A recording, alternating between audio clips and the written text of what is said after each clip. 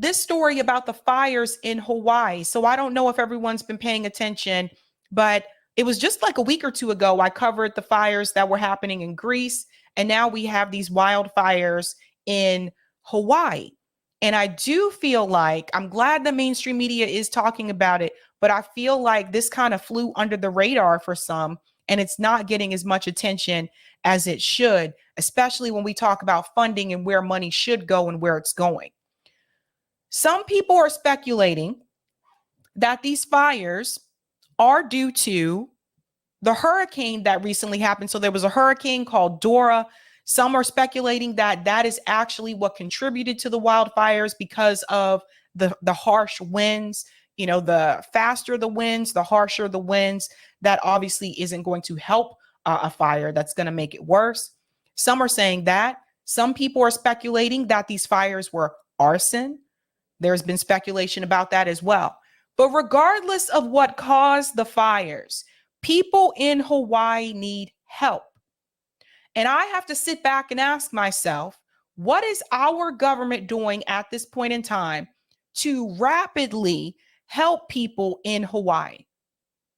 I want you to think about that as we get into this story. We're going to start off first with this clip here from CNN.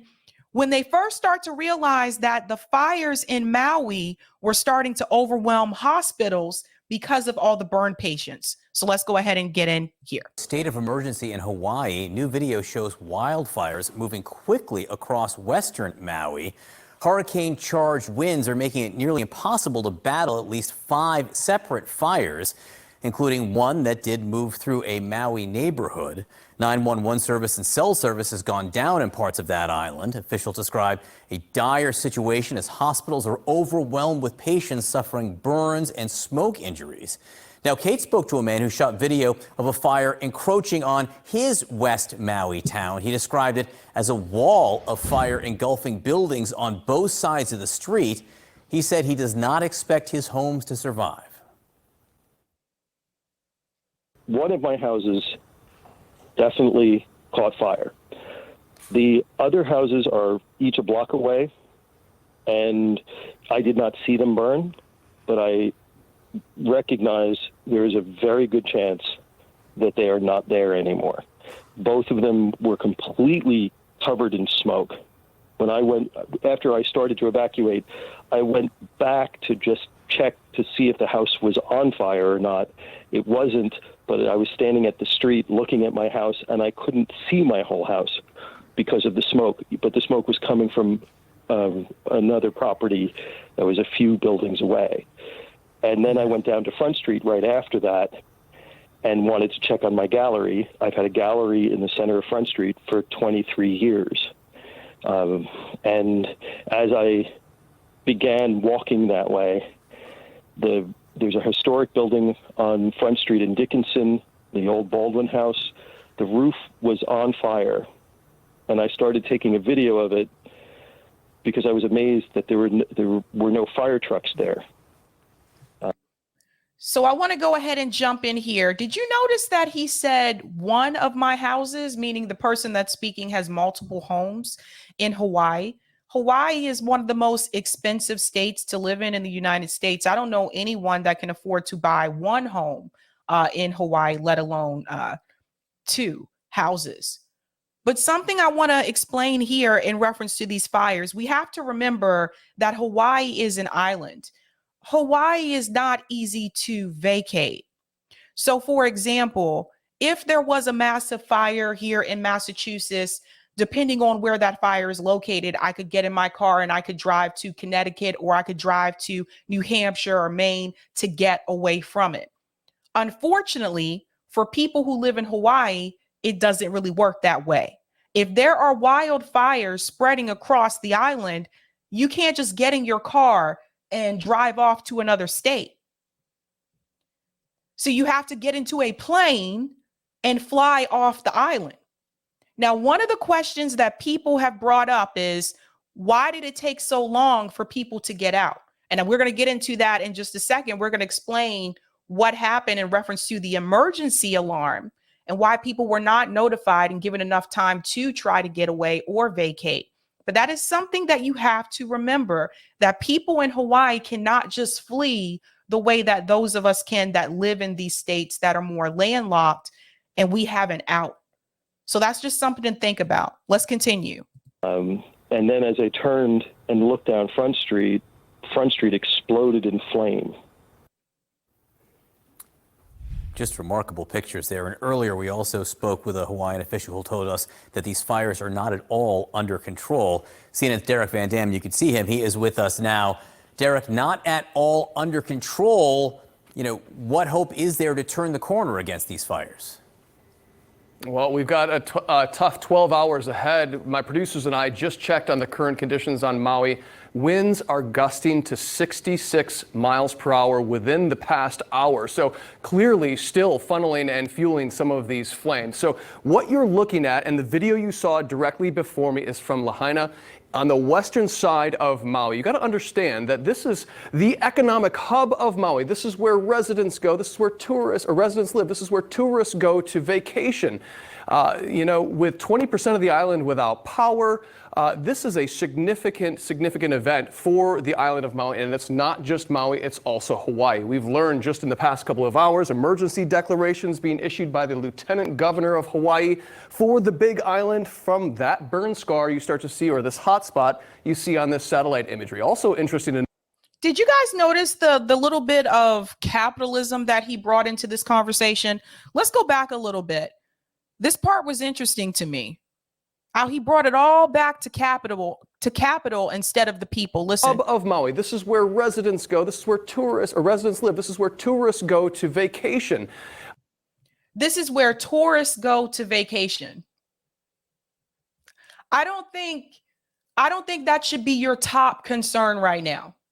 You see how he's bringing back the capitalist mindset in reference to this disaster that's happening? Oh no, tourists cannot vacation in Maui. This means a loss of capital. I would not even have said that. If I was him, I would never have mentioned that. It's just, we have to save the people. Period.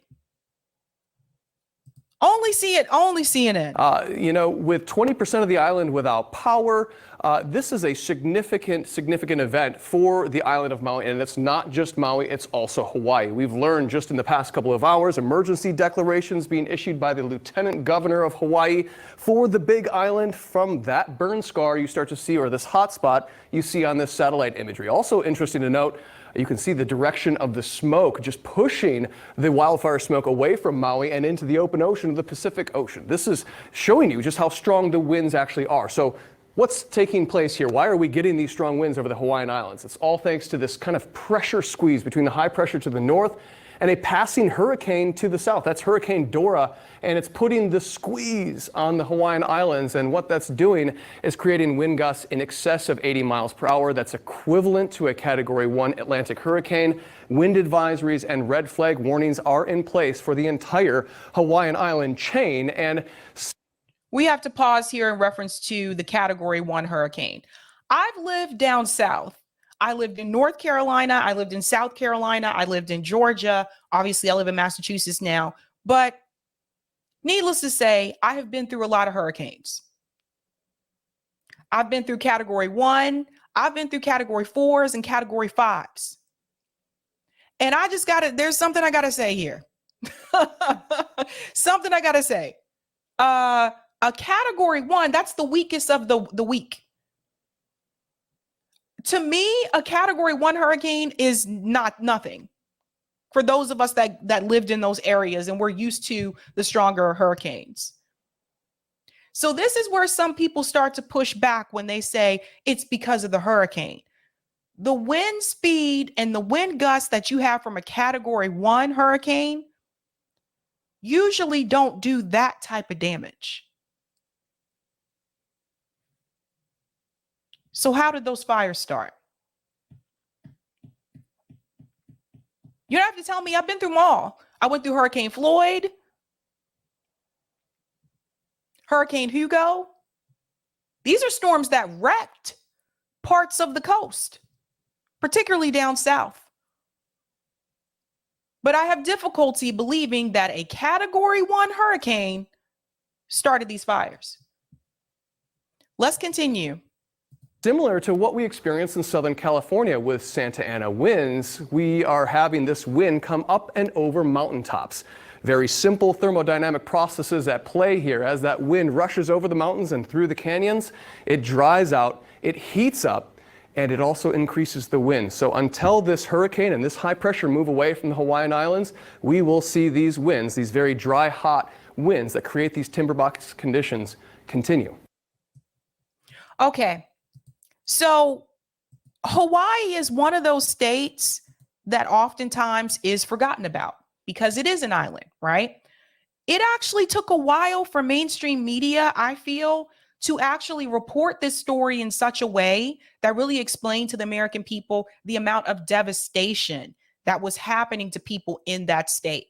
And it was only recently, and I'm going to pull this up, that they were able to admit that there were over 1,000 people that were missing as part of the death toll, and that they expected the death toll to climb. Now, I'm gonna go ahead and play this clip here because when they first started mentioning these fires, it was just kind of like, oh yeah, there's fires burning in Hawaii.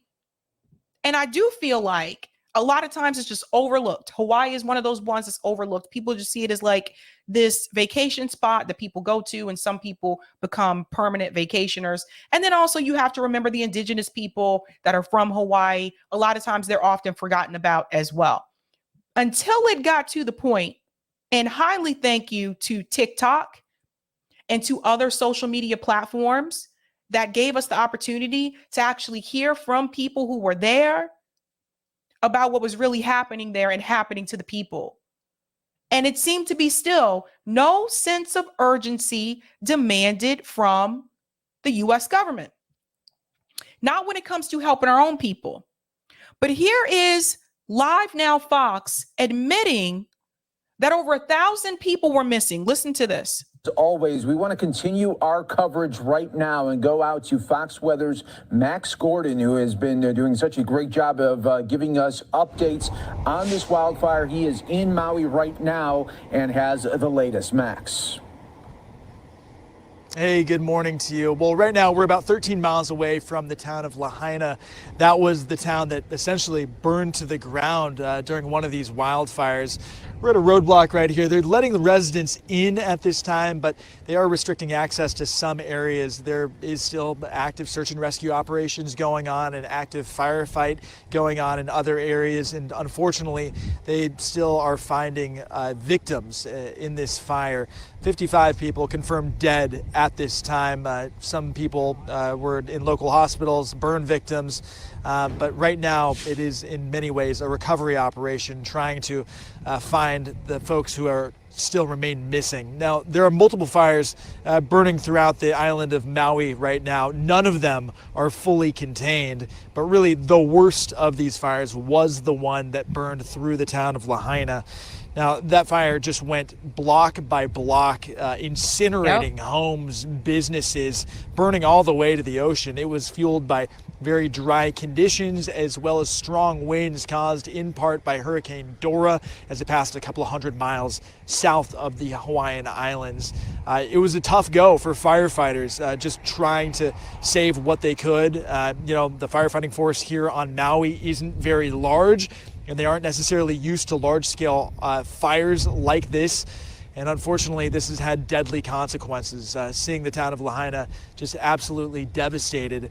It's been tough on a lot of people here. Take a listen to the state's governor on what he's seen. Let's pause here for just a second. An entire town wiped out, gone. An entire town. And what are you hearing from the Biden administration? You're hearing demands to send $24 billion to Ukraine. Not taking care of home base first. Where is the push from all these people, the congressmen? Where are all the people? Where's AOC? She's out here trying to sell sunscreen. Even if you are not in one of the towns that was actually where the fires were, you're still breathing. This is an island. You're still breathing in the air. So you're breathing in the smoke. What is going to happen to the health of the people that still live in Hawaii after this is all over with? Breathing in all that smoke. when we don't have health care for everyone in this country? What's going to happen to those people? Are they going to end up with medical conditions 5-10 years from now? Let's listen to the governor. And while we have to respect what the chief of police had to say, there will be active recovery over the coming days and weeks of the bones of those who have been lost. So it will take time. To give perspective, it is going to take many years to rebuild Lahaina. When you see the full extent of the destruction of Lahaina, it will shock you. It does appear like a bomb and fire went off, if I may.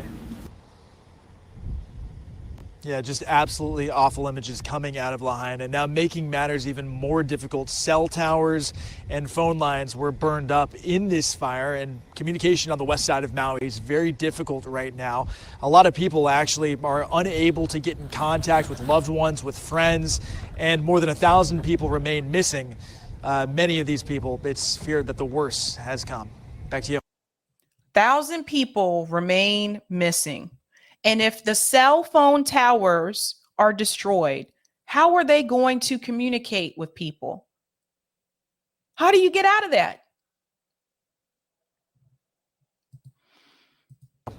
Yeah, you fear there with that 1,000 missing right now, Max, that number of deaths can really increase as the days go on there and crews continue to do the searches. How is it for people trying to track their loved ones with so much communication? It seems like we have, but you just mentioned there with the power struggles there on the island.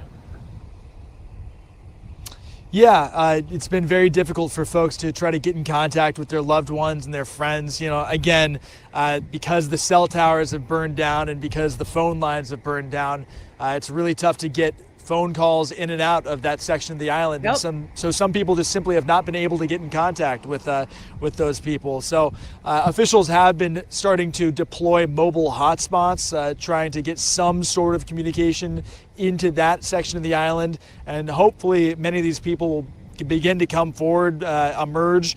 You know, there are evacuations still underway. Officials trying to get people out of that area. It's simply not safe to be there. But yeah, there's great fear that some of these people are going to be, they're going to remain missing, and unfortunately they will be added to the death count. Where is our National Guard at this point in time? Where's the National Guard? Where is they can bring in the National Guard to disrupt protests, but you can't bring in the National Guard to save people from fires? Where's all and you hit the nail right on the head, Fadi. Where are the fire trucks? Where are the helicopters? Where are our troops? $200 billion to fight Russia, not a penny to fight a fire at home. Well, Hawaii is not home, I guess. It is a resort. And this is what I was talking about. A lot of times Hawaii is forgotten about. But it's not even just Hawaii. Look at what's happening with East Palestine, Ohio. How is it that congressmen and women let Joe Biden go this long with not even criticizing the fact that he hasn't even begun to visit the people in East Palestine, Ohio, after these people have been destroyed? Now, I want you to hear this clip here from Kimber. Kimber shared this. Native Hawaiians are claiming mainstream media is greatly underreporting the number of dead. Is anybody even surprised at this point? So let's hear. If you don't know what's going on in Maui, we are just being completely devastated right now. The last 4 days, I've been non-stop, just working around the clock, trying to get supplies for people, trying to get the supplies to the people, working at the shelters. It's just, I'm safe and my family is safe and my dogs are safe. Last night they said the death toll is 80. It's not correct. They're not reporting it correctly. I don't know why they're not reporting it correctly. There's hundreds, at least 600, if not thousands of people who are dead in the streets, floating in the ocean. There's over 3,000 homes that have been burned to the ground. There's no help here on the ground. All it is residents pulling together. My whole entire truck is full of supplies right now. Just residents going to the store, going to Walmart, going into Costco, buying as much as they can, driving it straight into Lahaina. I went there last night and there was a fire that started and we got so scared we weren't able to drop off all the supplies. But there was flames that we saw and we were like, we just have to get out of here. It's so awful. The people who were able to evacuate Lahaina and get out, they're at the shelters, and the shelters are just a mess right now. They're so disorganized. We don't have anyone from any organizations helping. I think Red Cross is here, but it's just so unorganized. No one knows what we need. It's awful. And the people that are still in Lahaina that were not able to evacuate, they don't have gas in their cars. They can't leave. Some people are just holed up in their houses waiting for someone to come knock on their door and give them supplies. Yep. They don't even know supplies are like being distributed at the docks in Lahaina. And it's getting so bad in Lahaina. I never thought this was going to happen, but... And I have to pause here. I have to interrupt and I have to add this. You know what this reminds me of? It reminds me of Hurricane Katrina. Now, some of you watching may not have been, I don't know, born around that time, but it reminds me of the way the U.S. government delayed response to all those residents in New Orleans after Hurricane Katrina. When I'm seeing video footage and pictures of people standing on the rooftops of their homes so that they won't drown because of all the flooding, I remember seeing a picture of a guy standing on the roof holding up a baby, like in the air, trying to let people know, like, you need to come rescue us. I remember seeing celebrities go to help people in New Orleans before the president even stepped 1 foot there or even sent in the National Guard. Those people were abandoned. And when I look at what's happening to people in Hawaii in reference to these fires, I feel like the same thing is happening again, where our government is abandoning these people. That's twice this year where there have been 2 incidents where the U.S. government, the presidential administration, has chosen to abandon the American people and has chosen to seek to help people abroad first. Because you see, it's more important for the Biden administration to make sure that they help people in Ukraine before they help people right here in this country. And some people may hear that and you may feel like I'm being cruel. No, I'm calling it what it is.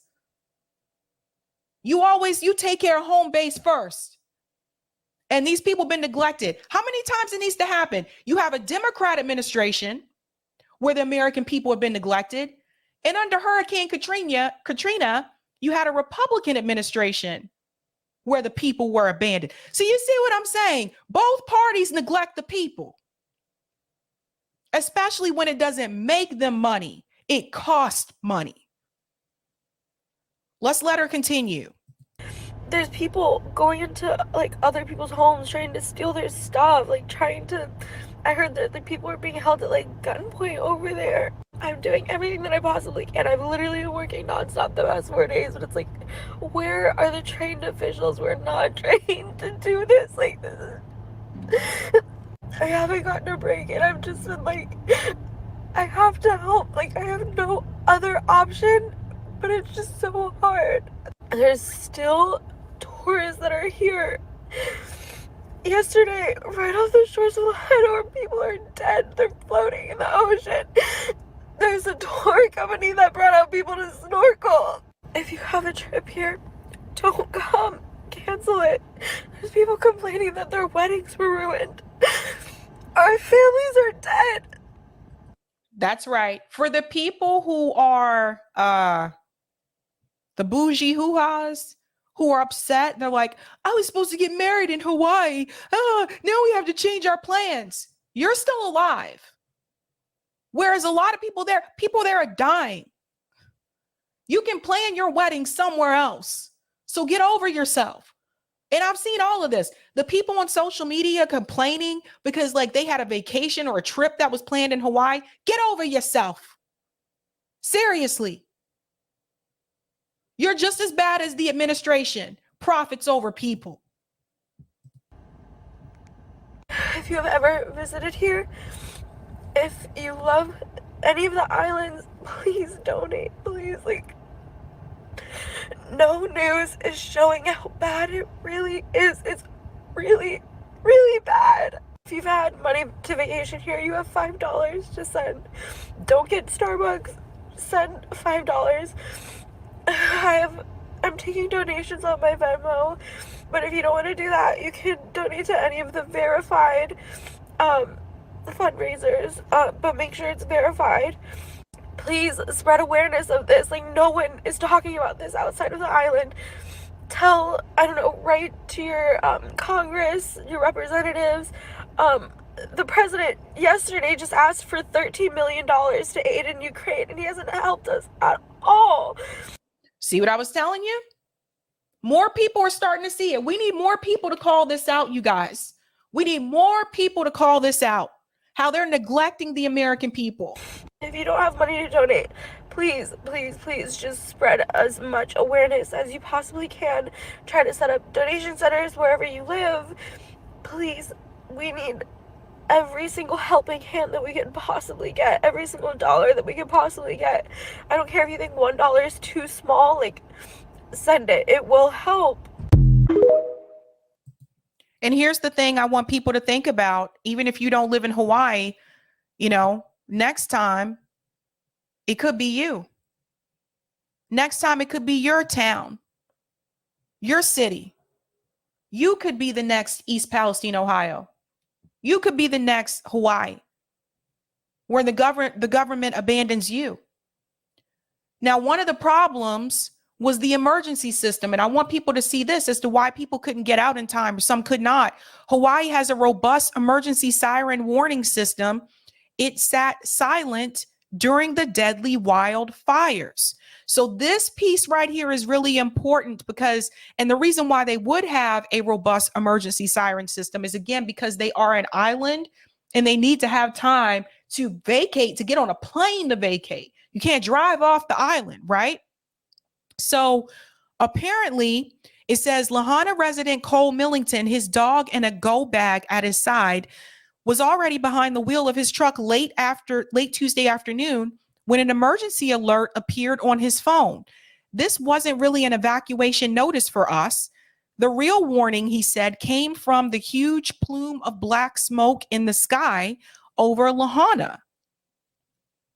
So it goes on to say Millington and his roommates had seen enough. They fled as wildfires began to scorch large swaths of the Hawaiian island of Maui, killing at least 93 people and destroying Millington's home among hundreds of other structures.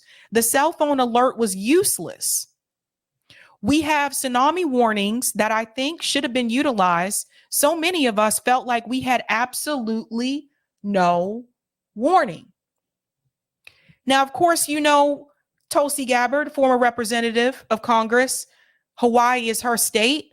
So obviously she had some things to say in reference to this ordeal. I just want to ask you for your prayers, your aloha, and your support for the people of Hawaii right now. There is a Hurricane Dora that's moving south of the Hawaii island chain, but the strong winds that are caused by that hurricane have caused wildfires to spread rapidly, primarily on the islands of Maui and Hawaii Island. But these winds are impacting our entire state. These wildfires are moving very quickly, destroying anything and everything in their path. It is heartbreaking, the devastation, the suffering, the total destruction that these fires are causing for these communities. When you look at the historic town of Lahaina, you look at the schools, the small businesses, the historic sites, the homes, the cars, everything is being destroyed and eaten up by these fires that are completely out of control. In some cases, the only way that people can escape these fires is to go out and actually jump in the ocean and get in the water and to swim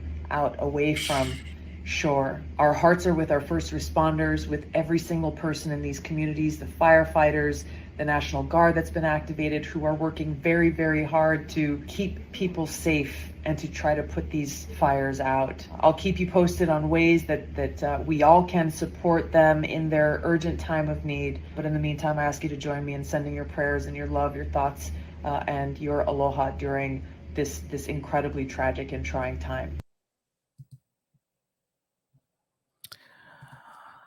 Please pass this message on to as many people as possible. I don't think a lot of people realize just how bad it is now in Hawaii. I feel like, again, to that young woman's point earlier, I feel like mainstream media really is not being accurate in reference to the number of people that are missing, the number of people that are died. That young woman said their bodies just floating in the water. Like, it's just, share this information with people, because our government has abandoned these people, and this is not right. Not right. And we're going to get into Ukraine in just a second. I'm going to tell you how they show you where their priorities lie. Thank you for the super chat, Ban Hammer. Would you please talk about the song Richmond, North of Richmond by Oliver Anthony? It's so good and speaks to corruption in Washington so well. Maybe I can talk about it on Tuesday. It's tricky too. I don't think I'm going to be able to play the video because it's a song and there's copyright and all that. Thank you, Perry. Actually, Hawaii is a colony and the residents are colonized.